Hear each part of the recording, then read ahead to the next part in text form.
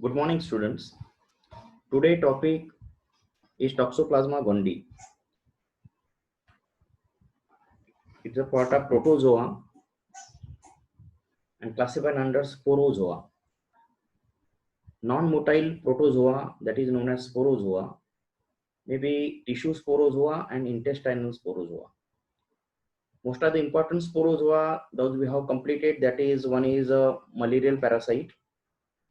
And today we discuss that is important sporozoa. It is a Toxoplasma gondii.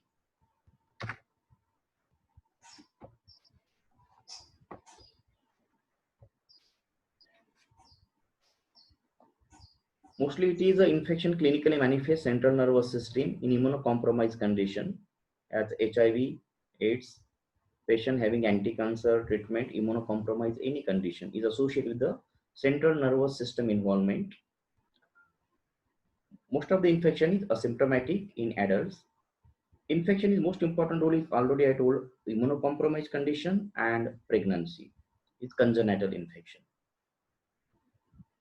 Toxoplasma gondii, again we discuss in the groups. One is the morphology, life cycle, pathogenesis, laboratory diagnosis, and last in short, treatment and prophylaxis.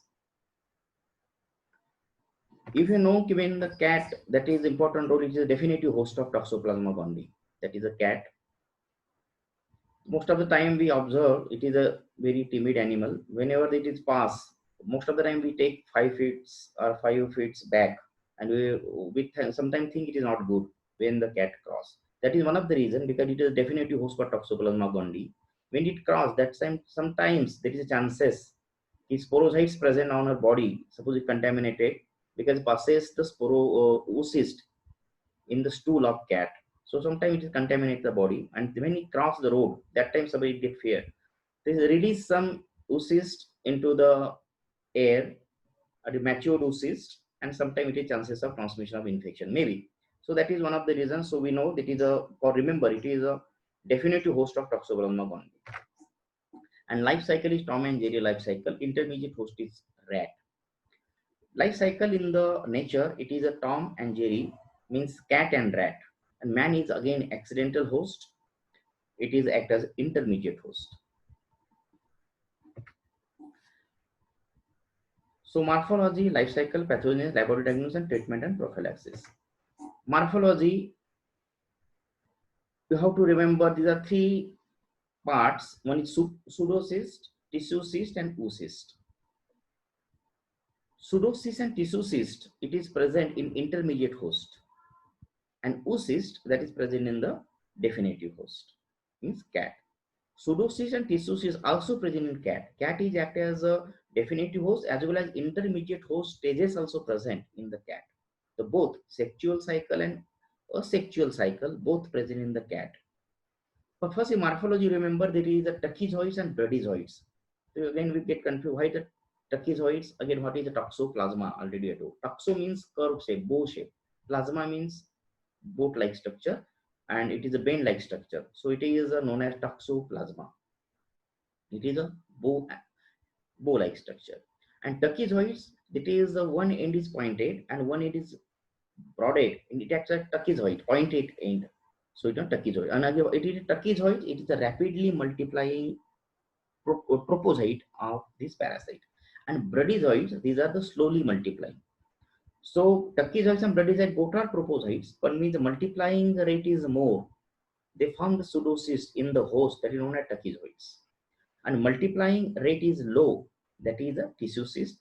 Chronic infection, that is the bradyzoids. Oocyst, that is passes with the stool of definitive host. Pseudocyst and tissue cyst, it is present in the tissue of the intermediate host mostly. Oocyst, it passes with the stool. And oocyst, it is an immature cyst. When it passes in the stool, it contains two sporocysts. The one figure left side, two sporocysts. And each sporocyst, that is contain 4 sporozoites. The oocyst, it is approximately 15 to 20 meter size. It passes with the stool, mature in the soil, and they form 2 sporocysts, and each sporocyst having 4 sporozoites. That is the size of oocyst. Then tracheostomes and bradyzoids mostly 6 micrometer length and 2 micrometer breadth. Again, nucleus present in the center and one end is pointed.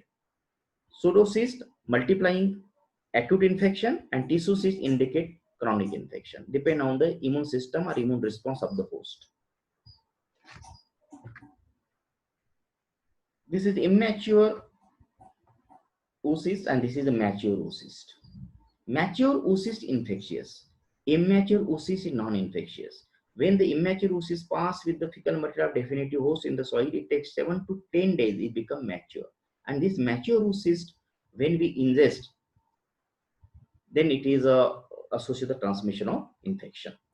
So this is about the morphology of Toxoplasma gondii. It present in the three forms: pseudocyst containing tracheozoids, rapidly multiplying stage; chronic condition that is known as tissue cyst containing bradyzoids, slowly multiplying stage. It is a sexual cycle. And oocyst, it is a sexual cycle and it contains the sporozoites, 8 sporozoites each oocyst. Size and shape, you have to remember. Second is the life cycle. Again, is very easy to understand and it is a complex life cycle. Why complex? Because two hosts is required to complete the life cycle. One is definitive host, that is a cat, and second is intermediate host, that is the rat.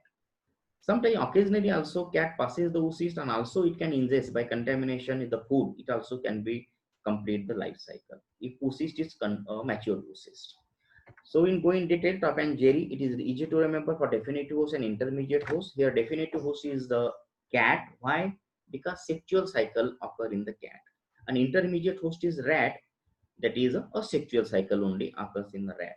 And same asexual cycle occur in other animals and also in human being. So cat again in steps wise, the cat passes the oocyst.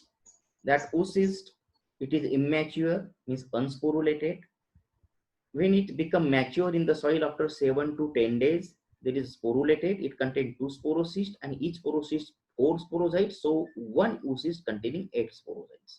Then this oocyst either ingested by the same cat or this oocyst ingested by the other intermediate host. And then again this intermediate host is developed into pseudocyst and tissue cyst that contain the trophozoites. One is known as tracheozoids and bradyzoids. Please remember these names. Tracheozoids and bradyzoids, these are the trophozoites. Only depend on the rate of multiplication, two names.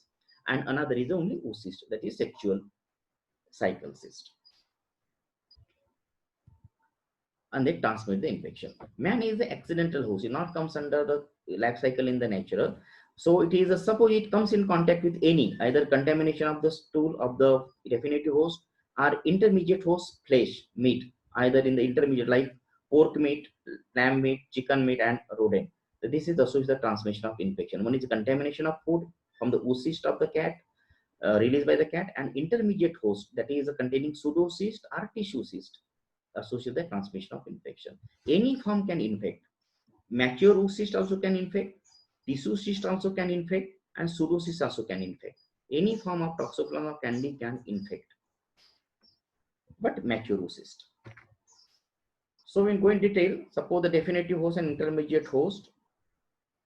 These are the intermediate hosts: human, cattle, birds, rodent, pigs, and sheep. The definitive host was occur. Definitive host means cat. When it ingests the oocyst, how it get oocyst ingested? Either contamination of food or second is the fed on rat or other intermediate host that containing tissue cyst or pseudocyst. Either meat containing tissue cyst or pseudocyst or contamination of food means either any form, suppose enter into the GIT of cat, it convert into the oocyst or infection. So there is a sexual cycle. For first we can discuss. The cat ingests the asexual stage of tracheozoids and bradyzoids. So they release the sporozoites, 8 sporozoites in one oocyst, and the sporozoites enter into the epithelial layer of intestine. So epithelial layer of intestine, when they multiply, they form some cycles and again release the merozoites. Again they infect the enterocyte and again it infects. So cycle is going on till some trophozoites convert into gametes. Then two cycles there, enteric cycle and exoenteric cycle. Enteric cycle, that is sexual cycle. Exoenteric cycle in cat, that is the asexual cycle. The enteric cycle, then just like in malarial parasite, is some trophozoites convert into gametes, male gamete and female gamete. Then in male gamete and female gamete fusion, and they convert into zygote. Zygote convert into oocyst, immature oocyst, and this immature oocyst passes with the stool. Then the oocyst passes after 7 to 10 days, convert into mature oocyst containing 8 sporozoites. That is enteric cycle. Some trophozoites, they enter into, cross the epithelial layer of the intestine, enter into the circulation, or through lymphatic or blood circulation. They enter into circulation, they settle down into different parts of the body. They get phagocytosis by the RE system, macrophages, and they multiplying inside the macrophage, or they infect any nucleated cell in the body. And when they multiply in the nucleated cell, if it rapidly multiplying, that is the tissue pseudocyst formation, and slowly multiplying, that is the tissue cyst formation, and they form in the tissue. So this is the cycle in the definitive host. This is the one of the example ki both sexual and asexual stages occur in the definitive host, that is Toxoplasma gondii, and that is a cat. Now what happened in the intermediate host, and same thing happen in human being. So this unsporulated oocyst converted into sporulated oocyst, and is sporulated oocyst ingested by the intermediate host. Same as exoenteric cycle occur in intermediate host. Either the pseudocyst release the tracheozoids, tissue cyst release the bradyzoids. How they enter into the human being? They take the not properly cooked pork meat or other animal meat containing pseudocyst or tissue cyst. That is one mode of transmission. Second, oocyst, that is passes with the cat. It can contaminate the water or food and get maybe ingested. The what are the forms enter into the body? Either oocyst or tissue cyst or pseudocyst. All they release the merozoid, all they release the sporozoids. Some are tracheozoids, bradyzoids, and sporozoids. Tracheozoids, pseudocyst, bradyzoids, tissue cyst, and sporozoids, oocyst. Whatever may be ingested by the human being or other intermediate host. These trophozoites, mean tracheozoids or bradyzoids or sporozoids, then they pass or migrate through the epithelial layer of the intestine. They not multiply enterocyte. They only cross the enterocyte, enter into the circulation, and they multiply in the RE system, macrophages, or any nucleated cells, and they convert into either fast multiplication, that is the pseudocyst formation, and slowly multiplication, that is the tissue cyst formation. And this tissue cyst present in the different parts of the body, but commonly, mostly, primary organ is the central nervous system and eye. So the patient is most important here. It is the CNS presentation. But now we are discussing only the life cycle. Again, I repeat the life cycle and not going in detail. Sporocyst means mature oocyst, pseudocyst or tissue cyst ingested by the human being with the help of a contaminated of food or not properly cooked meat. When they ingest, either they release the trophozoites or sporozoites, whatever may be, they enter into the circulation after crossing the epithelium of intestine, and through circulation they disseminated or spread in the body, and they infect nucleated cells, mostly reticuloendothelial cells, macrophages. They multiply intracellularly and they convert into the pseudocyst and tissue cyst. Again, pseudocyst the acute presentation, tissue cyst is the chronic presentation. And again, this tissue cyst and pseudocyst ingested by the cat, they convert into the oocyst in sexual cycle, and cycle is complete. So this is second part. One is pathogenesis, that is third part. Morphology and life cycle we have completed. Pathogenesis. Pathogenesis, now again we start pathogenesis to understand in detail. First you know what is infective form for human being. Now we are discussing only for human being, pathogenesis. What is infective form for human being? Any form, either oocyst, that is also infective form. It is contamination by food and water released from the definitive host of cat. Second, it is a pseudocyst or tissue cyst, mostly tissue cyst, chronic infection in the animal, either goat, beef, or meat or pork. So that is containing, they not properly cooked. just like a stem, are not properly able to kill all the proposite or active form of the parasitic forms of Toxoplasma gondii. So by the ingested. So what are the infective form? All are infective form. What are the morphology? Tracheozoa is also infective form. Bradyzoa is also infective form, and Sporozoa is also infective form. Where they present? Sporozoa is present in the oocyst or sporocyst, and infective Tracheozoa is present in the pseudocyst, and Bradyzoa is present in the tissue cyst. They infective form. Mode of transmission: either contamination of food, so ingestion. Second is the not properly cooked meat containing tissue cyst. That is the mode of transmission. Also mode of transmission, second, congenital, that is mother to baby, and another mode of transmission is the through blood or organ transplantation.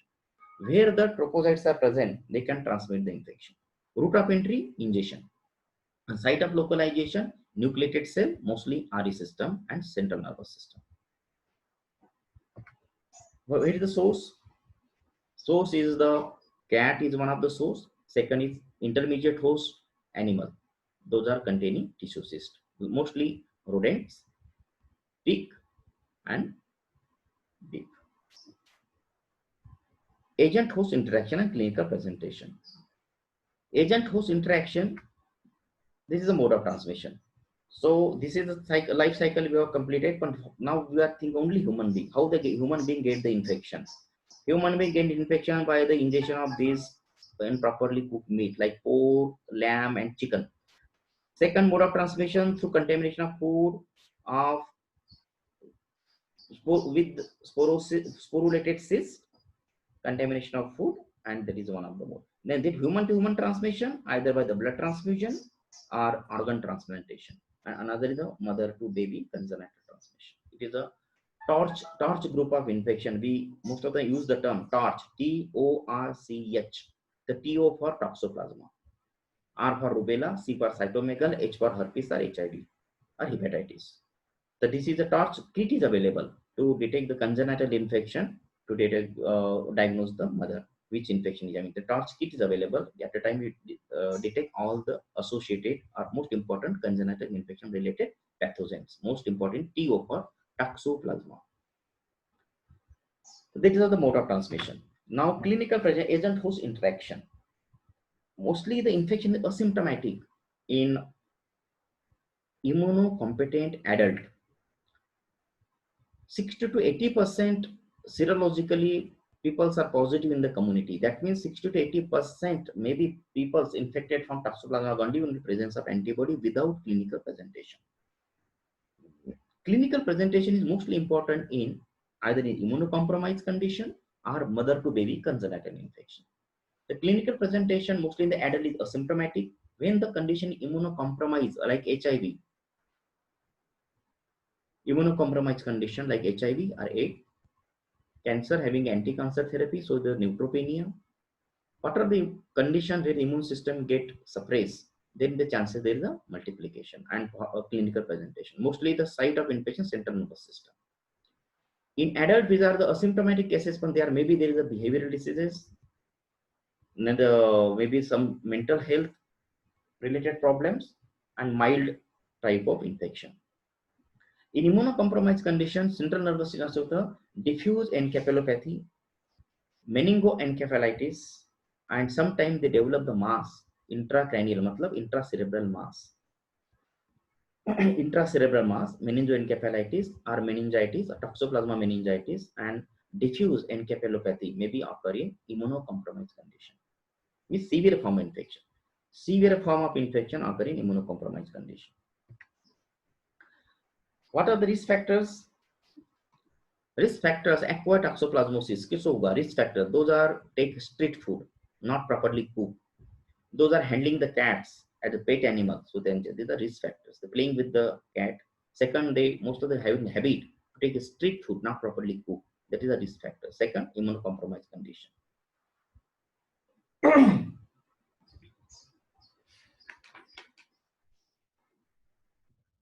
Clinical presentation. Depend on site of infection, there is a clinical presentation. Suppose there is a central nervous system, there is a seizure, headache, projectile vomiting, neck stiffness, and mental disorder that is associated with the central nervous system abnormality. In congenital toxoplasmosis, intracerebral calcification, that is known as toxoplasma encephalitis, and second is most important, that is a chorioretinitis, ocular toxoplasmosis. These are the two is most commonly presented in congenital toxoplasmosis. Rarely hydrocephaly, microcephaly, convulsions, mental retardation, and cardiomegaly. These are also the defects in congenital diseases. The congenital transmission also depend on the trimester infection. First trimester, there is less chances of transmitting the infection to the baby, that is 20%. If the infection is second trimester, that is 40% approximately. And infection in the mother in third trimester, there is chances of 60%. Matlab less chances of transmission early, first 20%, 40% and 60%. But chances of severity of infection is more when the infection transmitted in the first trimester. If the infection transmitted congenital to the baby in first trimester, chances of the more severe infection like stillbirth or mental retardation. Severe form of central nervous system defect. If infection transmitted in the second or third trimester, there is a chances of less severe CNS involvement. So percentage is low in first trimester, only 20%, but infection severity is more. In second and third, 40 to 60% chances congenital infection, but severity is less. Bad obstructive history that indicate there is a chances of active toxoplasma infection.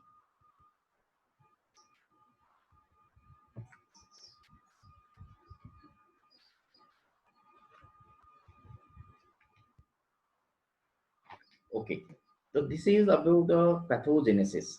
So I repeat in pathogenesis again because parasitology is very superficial and very short. If you want to read, it is from medicine. But now when the parasitology part we need in the superficially. What is the morphology?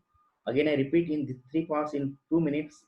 Morphology, it is again three forms. One is the tachyzoids, bradyzoids and sporozoids. Again I repeat, tachyzoids in pseudocyst, bradyzoids in tissue cyst. These are the 10 to 15 micrometer size, and these are the propocyte size is 6 micrometer to 2 micrometer. Oocyst 15 to 20 micrometer size containing 8 sporozoids. These are the again 6 micrometer to 2 micrometer size, and these are the spherical shape oocyst. The morphological form. Life cycle, there is a definitive host is cat and intermediate host is ideally rat, but man, beef, cow and chicken, these also act as an intermediate host. In definitive host, there is a sexual cycle, so the formation of zygote. How it gets zygote? Whatever maybe they enter in form, any form, enter into the cat, it convert into the whatever propozytes or sporozoites infect the enterocyte, and enteric cycle is there. They convert into gametes, male and female gamete, zygote formation, and convert into oocyst. That is a definitive host cycle or enteric cycle. Exoenteric cycle, it occurs in the definitive as well as intermediate host. What is exoenteric cycle? There is the enteric cycle is absent. Enteric cycle is sexual cycle. So what are the forms enter into the body in the intermediate host? Tachyzoids, bradyzoids, or sporozoids. Means oocyst, tissucyst, or pseudocyst. These sporozoids or tachyzoids, they enter into the circulation and they infect the nucleated cell, mostly RE system, macrophages, or tissue central nervous system cells, maybe all nucleated cells, and they form pseudocyst or tissue cyst. That is the life cycle. Pathogenesis, again, it is a what is infective form, what is the mode of transmission, what is route of entry, and last is site of localization. Then agent host interaction. Agent host interaction, risk factor. What are the risk factor of agent and what are the risk factor of host? Mostly host. Having a habit, one is the not properly hygiene, taking food from outside, that is one. Second is intrinsic factor, that is the immune system. Immunocompromised condition, more severe form of infection. Immunocompetent, asymptomatic infection. So those are immunocompromised, the mostly involvement of the central nervous system, either the encephalopathy, meningoencephalitis, meningitis, or mass intracranial or intracerebral mass formation. Second is chorioretinitis. Same infection occur in the baby also when infection transfer from mother to baby, that is known as congenital infection. It is through placenta, it transmit, and it is depend on the trimester, there is severity. First trimester infection, chances is less, 20% only baby get infected, but severity is more. Also the view, bad obstetric history means stillbirth. And now how we diagnose the case, laboratory diagnosis. So what sample we have to collect? According, if you know what are the sample in human being, it is a system is involved. One is the tissue, CNS involved, so CSF, cerebrospinal fluid, and it is the circulation. It enters into the circulation and they infect the nucleated cells. So blood is the sample. The blood sample we have to collect and send cerebrospinal fluid, that is CSF, that is the ideal sample. But for the biopsy material, we can collect tissue biopsy from the lymph node, spleen, because the RE system organs, reticuloendothelial system organs, and from brain also postmortem we can collect the tissue for the confirm the diagnosis. Tissue material, the CSF, blood and tissue material. Then staining method, we observe the Jimsa staining method, CSF and tissue biopsy. Jimsa staining method, we observe the crescent shape propocyte, and again confusing condition, crescent shape gametocyte in Plasmodium falciparum. So sometimes we confuse crescent shaped propocytes. What do you use? Propocytes. Then it is a Toxoplasma gondii. Crescent shaped gametocyte means banana shaped gametocyte, that is Plasmodium falciparum. And crescent shaped propocyte that we observe in Toxoplasma gondii. The crescent shaped propocyte we observe central nucleated and end is pointed in the Jimsa smear of the CSF or blood. Or amniotic fluid is after. Not now. Tissue biopsy. Amniotic fluid, why I just enter here? Actually not should not enter this slide. Amniotic fluid, it is after the animal cultivation. Oh no, next slide. So same, only one slide is this is. So direct microscopy, CSF, tissue biopsy and blood, Jimsa staining method. But suppose sometimes they are scanty, we not observe in the blood and CSF. So these specimen we have to inoculate into the mice intraperitoneal. Blood or CSF, they containing what are the form of the propocytes or pseudocyst or tissue cyst form, tachycyte bradyzoids, we enter into the intraperitoneally into the animal and laboratory animal, mostly mice. After 1 week, it develop ascites. And after ascites, we collect the peritoneal fluid and amniotic fluid for the congenital infection. Next slide. So we take the peritoneal fluid, and this peritoneal fluid we observe the tachyzoids or bradyzoids, means propocytes, by Jimsa staining method.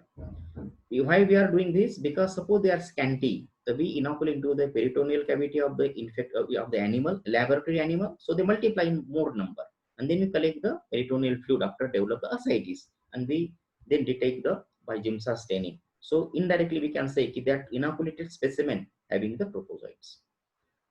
That is one way. Second, that is a congenital infection. We collect the amniotic fluid, and again we detect the tachyzoids by Jimsa staining method.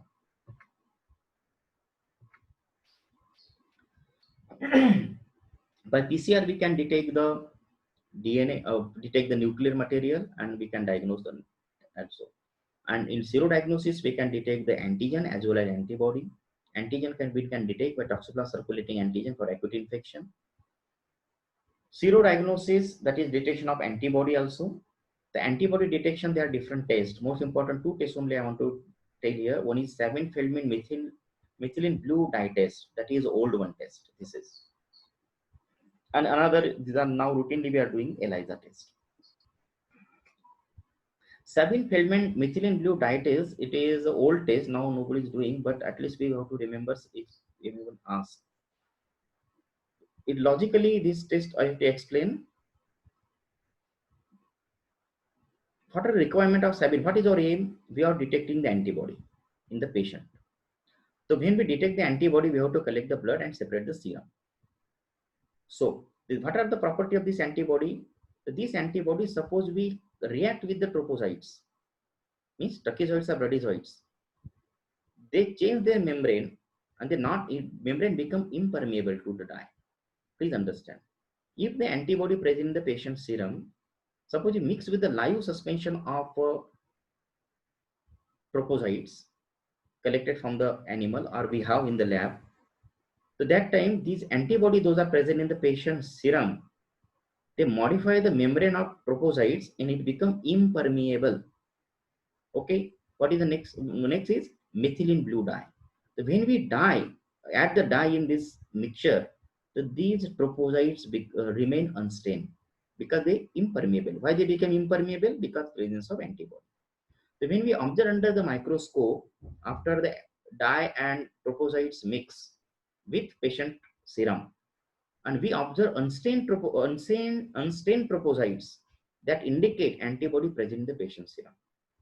If antibody not present in the patient serum, so there is no modification of the membrane of the trophocytes. When we add the dye, all the trophocytes get stained. We observe stained trophocytes under the microscope. So when we observe the stained trophocytes under the microscope, indicate serum is negative.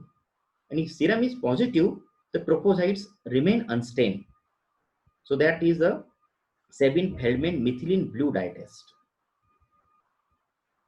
Second is the ELISA test. Now we are doing routinely. Again, it is IgM detection and IgG detection. What is importance again? It is important the interpretation of the result. Interpretation of results. When we do the IgM, it indicate acute infection. IgG indicate chronic infection. Both are present, again indicate acute infection. But suppose both are positive, then we have to repeat the test after 2 weeks. We repeat the test of the 2 weeks and there is rising titer, fourfold rising titer. मतलब अभी 10 है तो after 2 weeks it become 40. Now titer is 62 days. After 4 weeks it become 240. Fourfold rising titer indicate acute infection. Why again it is important? It is important for the congenital infection because now the first trimester female and you are getting IgM and rising titer of IgG indicate there is infection and transmission of infection to the baby. Only IgG present and there no rising titer indicate it is a past infection, so there is no risk to the baby. So that is the interpretation of results is very important. Doing the test, it is a technical part. When we receive the report, how we interpret with our patient, that is important. The interpretation of results are important. Again, I repeat, IgM indicate acute infection, IgG indicate chronic infection. Both are present, are only IgG present, then we have to repeat the test after 2 weeks. If rising titer is there, that is indicate acute infection. No rising titer indicate chronic infection. Now, what is the interpretation? IgG only present, no rising titer, so there is a chronic infection. There is no important role in the risk in the congenital infection. That is one. IgM indicate congenital infection chances more because it is acute infection. Again, depend on trimester. First trimester 20% chances, second trimester 40% chances of congenital infection, and third trimester 60% chances of congenital infection.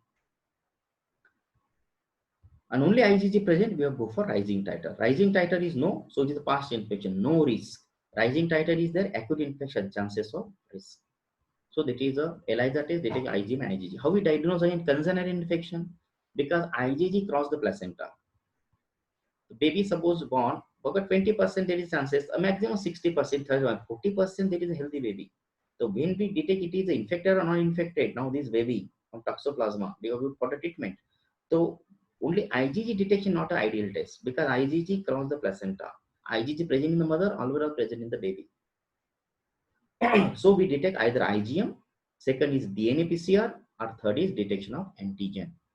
So this is the IgG we not use for the congenital diagnosis of congenital infection.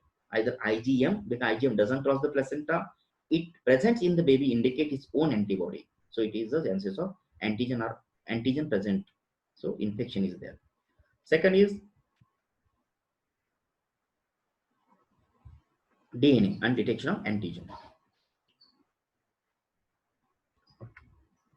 Treatment and prophylaxis. Treatment drugs you detail you read from the other books are pharmacology, but these are used for the one is the trimethyl-sulfabrigine, trimethyl-methoxazole, clindamycin, it is a drug of choice used for Toxoplasma gondii infection. And prophylaxis, you know the life cycle. What are the steps of life cycle? You break it, that is the prophylaxis. Cat treatment, detection of the source, that is a source. Second is not properly cooked meat to eat. Then take the personal hygiene, take away from the cat, or maybe if the pet that cat, take cleanliness.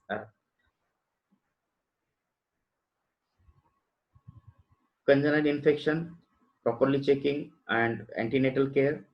Blood transfusion, we should check for infection or IgG Toxoplasma gondii, and organ transplantation also we can check that at least IgG infection is there or not. So we should, acute infection is there or not. Cryptosporidium parvum already we have covered in intestinal sporozoa, in the intestinal protozoa first class. So that is the only one. This is one slide I am having Cryptosporidium parvum. Important points only. Again, I'm telling it is a HIV related infection, just like a toxoplasma. Also, most important, upper infection in HIV patient. Cryptosporidium parvum also upper infection, but it is intestinal, so it also is the watery diarrhea, chronic watery diarrhea, and we detect by the modified Jaden staining method. Cryptosporidium parvum. So this is the makeup the important point. This is Cryptosporidium parvum, and we prepare 10 lines for this. And I will send 5 or 6 MCQ possible. So we you solve this and send to me on Google Form or WhatsApp. And again, when you watch the video YouTube, you just enter your roll number with name, and your view of the video we consider for the attendance. Thank you.